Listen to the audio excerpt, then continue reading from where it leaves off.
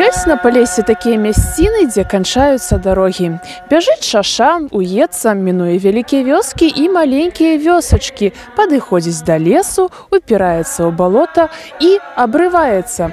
На ўскраіне адной такой дарогі раскінулася адна з самых аддаленых вёсак Ганцавіцкага раёна Раззялавічы. Жыхары распавядаюць, што раней вёска называлася Разжалавічамі. Кажуць, быццам Кацярына II ссылала сюды разжалаваных афіцэраў. І ў канцы 17 стагоддзя на ўзвышшах сярод балот трывала абгрунтаваліся людзі. Паступова Разжалавічы сталі Раззялавічамі. Усім дзіўныя, усім непадобныя Раззялавічы на астатнія вёскі Ганцавіцкага края. З карункавай разьбой шалёвак на вокнах простенькія сялянскія хаткі выглядаюць неяк па-асабліваму велічна, разам з тым утульна. Няспешны рух жыцця раззялаўцаў прымушае нас, прыезджых гаражан, міжвольна прыпыніцца і прыслухацца. Да характэрнай гаворкі, да звонкіх песень, што разносіць цёплы вясновы ветрык па ваколіцах.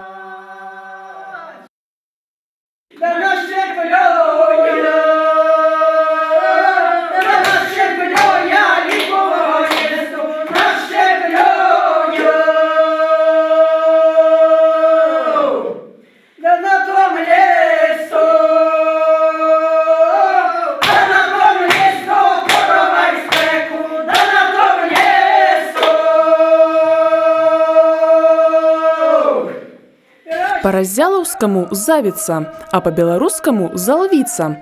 Для свайго фальклорнага калектыву такую назву жанчыны выбралі невыпадкова. Усе яго удзельніцы – сёстры ці залвіцы. Гледзячы на іх бадзёрыя прыскокі і энергічныя прыпляскванні, здаецца, усяго пару гадоў таму былі яны дзяўчынамі. І было ў іх жыцці ўсё тое палкае, юнае, што бывае ў любой моладзі. Танцы, першае каханне, нясмелыя заляцанні. Что же он мне принес? Конфет 100 грамм, гусиные лапки. Потом уже сыграли же эту свадьбу. И он ж на хуторах, свету нема. Там я ж медика уже, я ж прийшла, мені ж удирами свет, є телевізор, уже на сході був невеликий железний кіоск. А ще вже ж купила мачі більшого з бачком. А там зайшла, а божух, ну миленький, що ж мені робити? Чи мені назад чекати, чи куди ж? Свадьба як, пекли коровай мені утром у неділю. И свадьба была в той же день. Свадьба была на конях, зараз же на машинах. А меня везли конем из хутора через броды, через воду. Великае шчасце, калі два закаханых сэрца злучаліся вузамі гіменея. Лёс Людмилы Ваврашевич склаўся іначай. Я не по любви уже пошла за свого мужика. Ну, ви так жили, що, може, двоє діток, і все, і роботу ж робили. Ну, я за любов, яку я любила, я не вийшла замуж. Я кажу по правді. І ви потім про це шкодували на протягом життя? Ну, знаєте, шкодуй, не шкодуй, жити треба, дітей вже не вернеш, прошлое не вернеться, а дітей годувати треба було і роботу робити. Доўгая, расцягнутая на некалькі тыдняў весельная урачыстасць распачыналася заручынамі. Я ходила, так вот, як наша Аленка, по деревні з кушниками з такими его запрошала на свадьбу. Вот в одну неделю это его запивание, а в другую свадьба. Вот я ходила в этих кушниках і запрошувала на свадьбу. Батька хрещеного матеру, дядька, там тетку. Не всех. Хросных этих батьков. Ну и своя семья.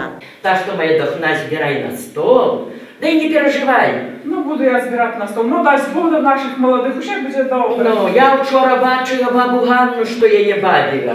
Да позвала к собі. Може, я наче забила про її. А тетку Таню ти позвала? Тетку Таню позвала, і наш вийшла нашої Еленки. Ну, зараз прийдуть.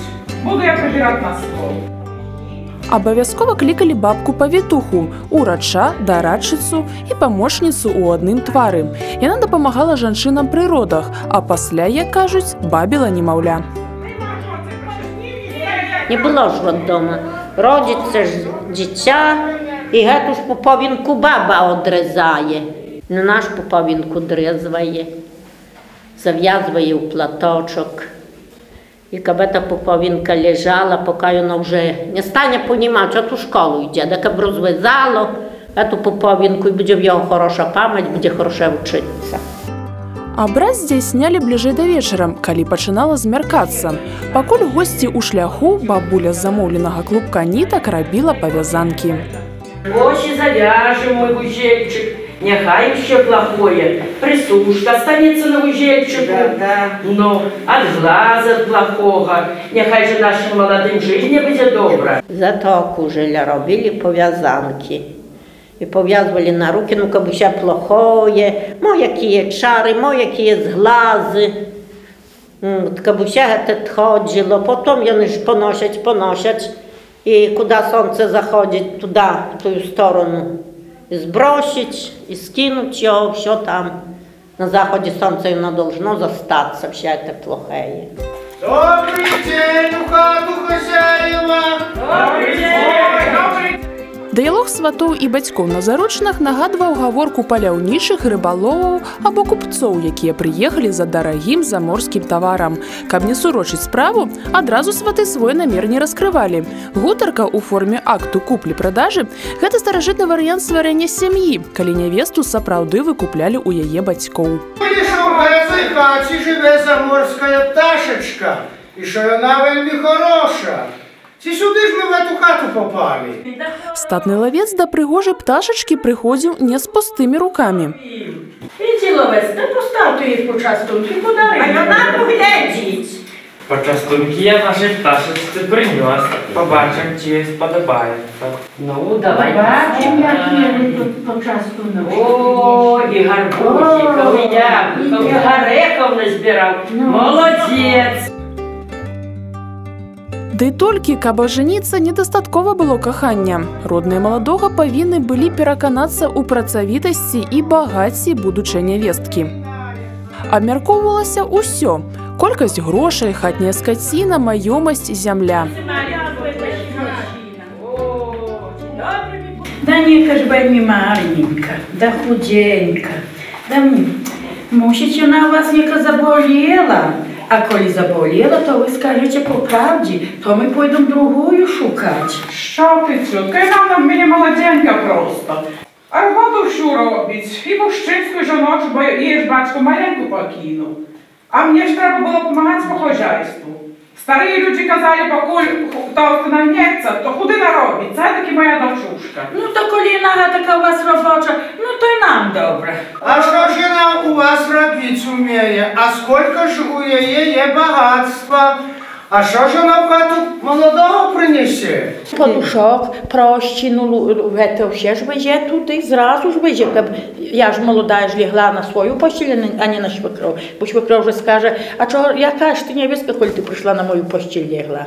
Да ще ж переглядять, перемацають, чи добру принесла постіль, чи нічого. А свекор прийшов до шкафу, відкрив, да глядіть, чи є що, чи ні. А моя ж мати ніка шустра була.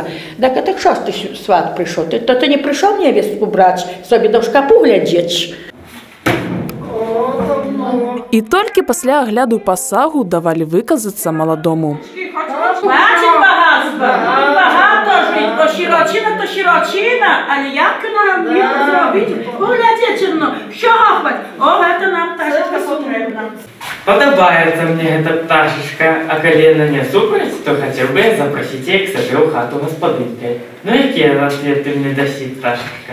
Я согласна йти з тобою, як голка за ниточкою. Ну, коли зложилася в нас пара, то щастя радком, не порішаємося латком. У будлю жа сватоў маці насыпала зерне і хавала за абразы. Да й побачимо, як жито підніметься, хай стоїть ця горілка ваша до свадьби. Як підніметься жито, вельми добре наші молоді будуть жити. Калі падчас застольных гутарак бутэлька была выпіта, а гаспадыня ставіла другую, то гэта значыла, што бацькі нявесты згодныя. Ну, запиваем молодых на хорошую семью, на добрую долю, на хорошее здоровье. Ой, нам треба. Ой, ми ж вийшли. Пару частавалі мёдам, каб як пчолкі жылі багата, ды працы не цураліся. Ад бабкі-павітухі атрымлівалі ў падарунак палатно. Каби пошили собі. Я ніколи пішла замуж, да мене моя баба вчила. Казала, от такою гата дорожка, і гата дорожка, іде у вас, не заходиться разом. І юна, внучка, о гата і гата, от вас глядячи, приложите ручки. У вас одинакові дорожки, у вас буде життя хороша. І любітимете друг друга. У Раздзелавічах вераць, вяселле ў шчодрую восеньскую пару абяцае такое ж багатае жыццё. Дождь иде, вишню поливает. Звершенная козака в саду дожидает.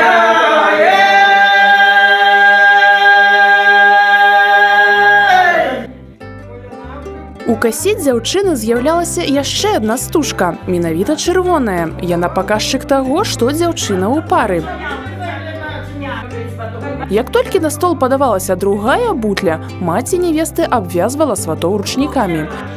А нямецька мы покажем, що робити. Ой, добрые подарочки твоя дочушка приготовила.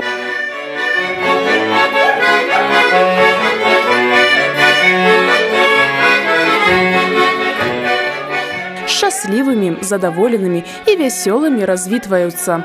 Бо цяпер ужо ўсе цвёрда ўпэўнены. Хутка на Раздзелавічы разнясецца святочны гул вяселля.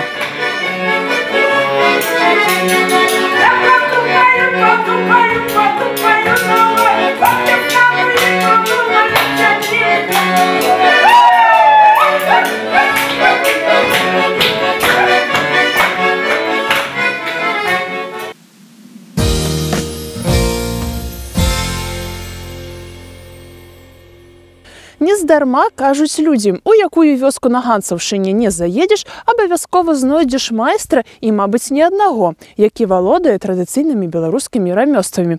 Вось і я у Раздзелавічах вырашыла завітаць да аднаго такога чалавека, які павінен навучыць мяне плясці лапці.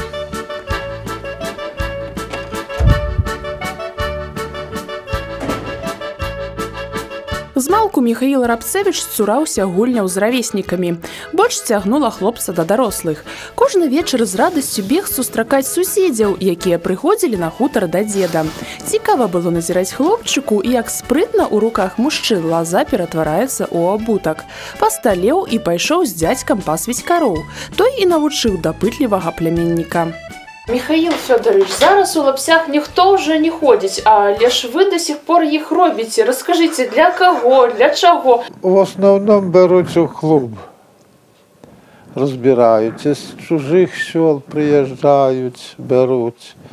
А лапті то мало плетуть сьогодні. Вже старі підмирали, мало хто знає.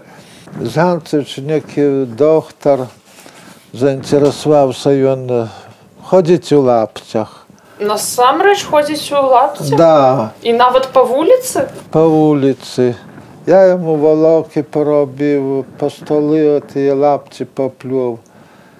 Ой, він забрав і говорить, як буду на виходному, обуюсь в ті лапті і буду по вулиці ходити. Лапці – абутак універсальны. У іх хоць зімой, хоць летам, і по любым дорогам, і по непраходнай багне. Я помню, когда-то в детстве невеликим был, сено было в болоте, пошли мужики, ну наши, мой дед, батько, три дядьки, пошли дорогу зимою топтать, ну, щоб умерзло, щоб можна було конем или волом доїхати. Як прийшли вони, то такі його померзали. А пошли топтать дорогу в лаптях? Да, в лаптях. Ну, а в чому було тоді ходити? Тільки в лаптях ходили. Зручна і прасторна ў лапсях. Ногі ў іх так і радуюцца, так і просяць ходу. На жаль, недаўгавечнае іх жыццё. 2 дні па снезе ці вечар танцаў. У дарогу ісці, 5 лапцяў сплясці. Так раней казалі. Каб абуць усю сям'ю, трэба было нарыхтаваць шмат лазы. до покровы за день надерешь, а после покров уже все. Она замирает, уже не отстает. Это так складали усі? Это так складали.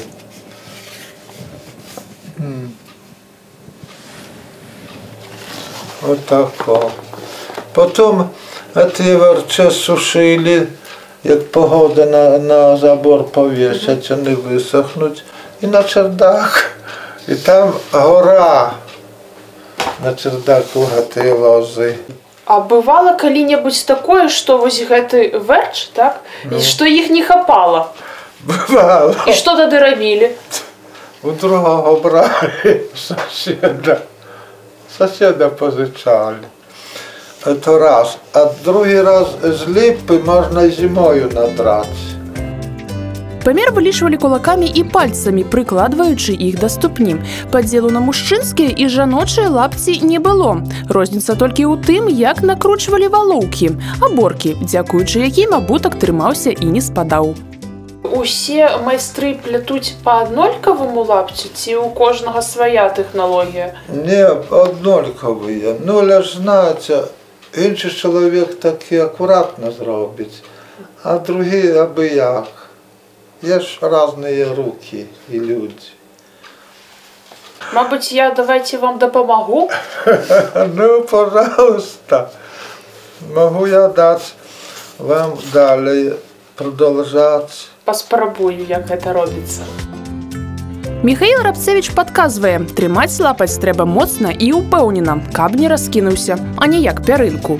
Я ўсё правільна роблю, ці не?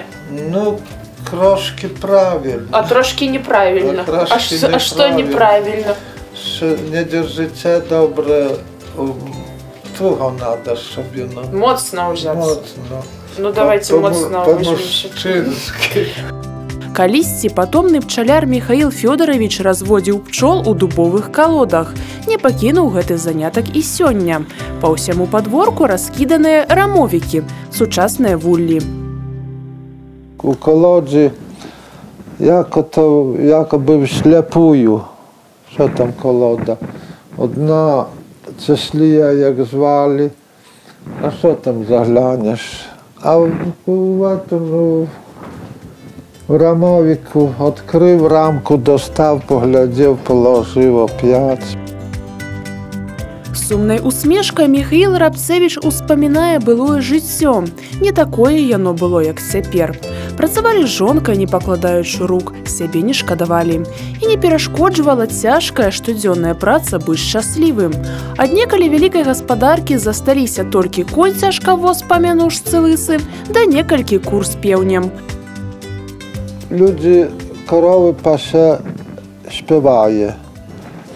Na sieno pójdzie, sieno grabci baba, ili zberuться to blisko, kosiać na bolocie, u nas już boloto było. Zresztą to baby śpiewają, a сьогодні ніде нікого не чутно. Няма ўжо ў Міхаіла Рабцевіча таго юнацкага здароўя, моцы і шпаркасці. Але ж калі ў чалавека ёсць любімая справа, ёсць радасць і задавальненне на ўсё жыццё.